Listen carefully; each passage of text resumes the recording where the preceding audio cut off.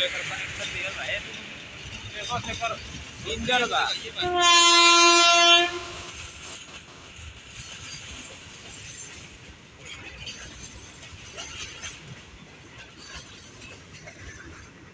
आदमी नीचे सूचे तो निकल जाइयो हां होता ना गए बा ओय में आराम सेफ रही नहीं हो पाई होता तो लहू किचो हम बा थोड़ा और किनारवा लेकिन गलती से मिस्टेक होई तो कटा सकेला तो वो साकर होगा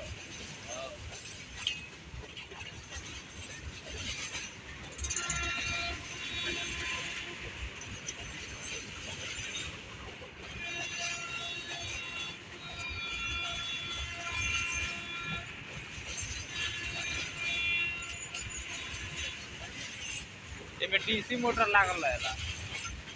ये वो कनेक्शन है वो के चाहिए अब इतना ते झटका देला ना का बतावे के ट्रेन में वो कामे आ सकेला तू करे वही ना है अब मोटर हो चलावे नहीं जाऊ एसी मोटर आई मोटर हो जे रही ना तू इतना ते झटका देला ना या लगी स्पीड हो गई वाओ